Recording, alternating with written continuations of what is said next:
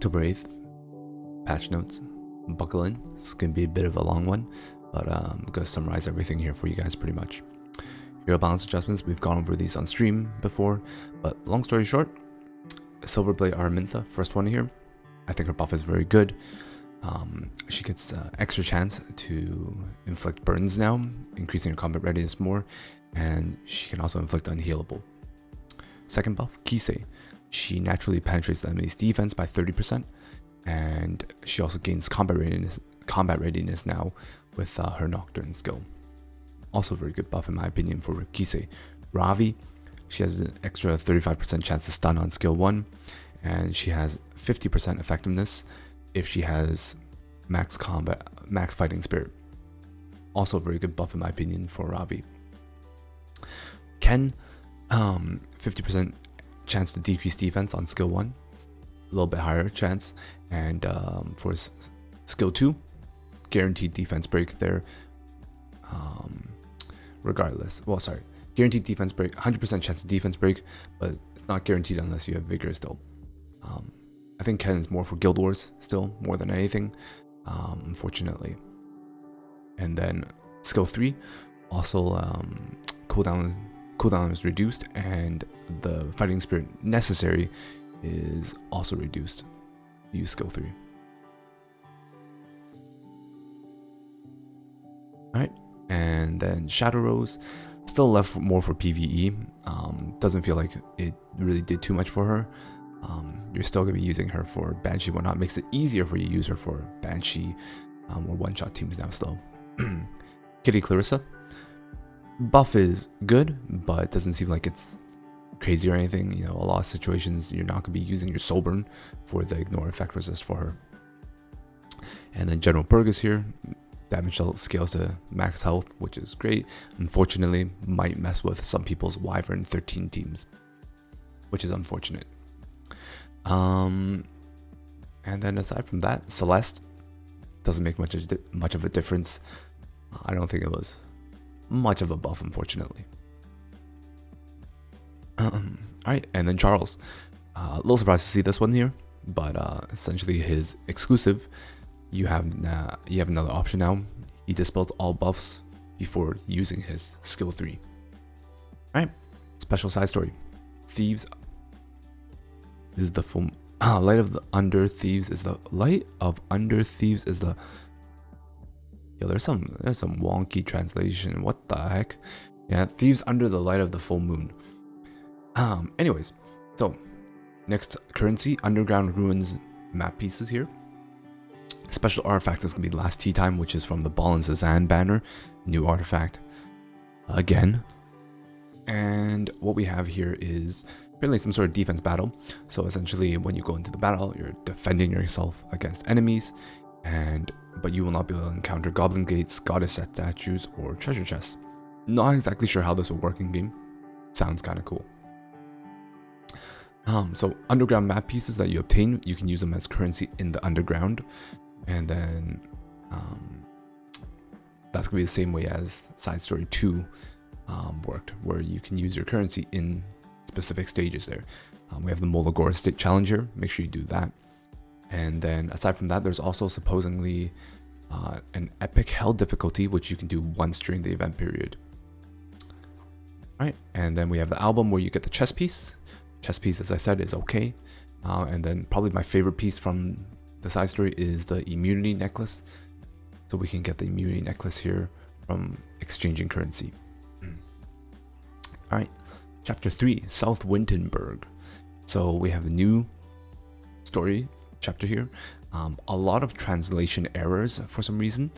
Yeah, but I'm not going to go too much into that. I don't want to read this my own brain's sake. And anyways, so same thing as always, you can have the trust level, you can raise your trust level up, and then you can set up your exchange shops. AP exchange, there's the weapon here this time, which is the health set, which honestly in my opinion is not bad for any sort of health unit. You have health percent, speed, effect resist. This is everything you want for like Crow or like a Soul Weaver or something, because you can't get defense percent here. The only thing that would be better than crit chance is flat health. So Pretty good sword in my opinion. And as always, Ball and Zazan with a new artifact drop rate up. When using an attack that targets all enemies, increases damage dealt by 7% with a 10% chance to decrease skill cooldown by 1 turn. So that goes from 7 to 14% with 10 to 20% chance to decrease skill cooldown. I actually feel like this artifact is not bad. Unfortunately, it's with the Ball and Zazan banner, which, as we know right now, currently, he's not a very good unit. So it's a little unfortunate, but at the same time, I don't think this will replace a lot of the meta artifacts, right? Like Violin, Abyssal, right? Abyssal Crown, Book, right? Those are all still very, very strong artifacts. So I don't think this one's going to replace it, unfortunately. Yufine and Merciless Glutton. We know Merciless Glutton is not very good. Yufine, though, is a very good unit, so if you don't have Yufine yet, you can pull for her. And secondly, Abyss Floor, 110. So we have another 10 floors to mold over, and once as I do them on stream, I'll put out the videos on YouTube. Alright, new 3-star heroes. So first one here, Godmother. Oh, actually before that, so apparently drop rate ups, right? So drop rate up summon, only Godmother, Ian, and Glenn can be summoned, and Moonlight summon, only Sonia and Inos can be summoned. Sonia. So that's a little interesting, but cool. Alright, so Godmother. Shoots the enemy with a pistol, 35% chance to target them for 2 turns. Good. Attacks with a missile, powerful missile, before 75% chance each to decrease hit chance and attack for 1 turn. Okay, bit of a debuff. And then skill 3, utilizes the power of an enhancement cube, granting all allies increased speed and effectiveness for 2 turns. So kind of like a support unit, right? Support buffer, support debuffer. I think it's just decent. As a 3-star. Ian fires an enhanced pistol, 50% chance to dispel 1 buff from the enemy. Okay, dispelling buff is always good. Skill 2 supports all allies using an enhancement cube again, granting increased attack for 2 turns, grants an extra turn to the caster. Wow, extra turn on a skill 3, or sorry, on a 3-star. So that's always good. This is pretty nice. And then skill 3 attacks all enemies with the powerful explosives with a 75% chance to dispel 1 buff before a 75% chance to decrease hit chance for 2 turns. Grants the caster skill nullifier once. So another sort of support unit where you buff your team, get an extra turn, and then you can debuff the enemy team, which is pretty interesting actually. This is actually a very good skill kit for a 3-star, right? You can grant your team increased attack, you get an extra turn, you can dispel 1 buff from the enemies, and then you get a skill nullifier, while also putting blind on them. Okay, I think that's actually very good. Ian. Glenn rapidly shoots an enemy with 35% chance to decrease defense for 2 turns. Okay, low chance, but that's cool. Nice to have. Fires a missile at the enemy, and when the enemy is defeated, inflicts extinction. Hit chances increase by 15% when using this skill. Okay. Using a enhancement cube grants the caster increased attack greater for 2 turns and an extra turn. Why does this seem better than Lilibet? Okay, so depending on his scalings, if his scalings are any good at all, this unit is better than Lilibet, possibly already equally as good, because he grants himself extra an extra turn along with greater attack. And then you can use skill 2 to extinct a unit with the passive hit chance increased by 15%. This is a little surprising. This 3-star seems very strong for some reason. Alright, Sonia attacks the enemy with cover fire before granting a barrier to the ally except for the caster with the lowest health. For 2 turns, barrier strength increases proportion of the caster's max health. Depending on the scaling, this might be only so-so. Skill 2 recovers the target's health but using a recovery cube and dispels 2 debuffs. Amount recovered increases proportional to the caster's max health. Okay, that's kind of interesting. Soul Burn effect is granted to all allies. Using the enhanced recovery cube to grant all allies immediately for 2 turns before recovering health. Amount recovered increases proportional to the caster's max health. Okay, so support unit, like, but a support healer. I feel like it's okay. I don't know how strong this is going to be. We already have a lot of strong healers. Not to mention we're supposed to be getting Door's specialty change soon too.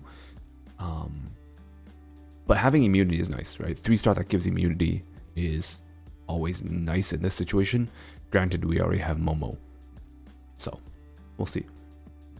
And Inos silently shoots the enemy with a 50% chance to decrease defense for 1 turn. Higher chance to decrease defense than Glenn. At the end of the turn, increase combat readiness of the ally except for the caster with the highest attack by 15% and dispels 1 debuff from an ally. That's pretty interesting. That's pretty cool. And then skill 3 throws a firepower cube to attack all enemies before healing all allies and granting increased attack and speed. For 2 turns, amount recovered increased proportion of target. This is like a offensive support Soul Weaver. Honestly, I'm very surprised about Glenn. Granted, Glenn's a ranger, so ranger artifacts are so-so, but the skill kit seems very good.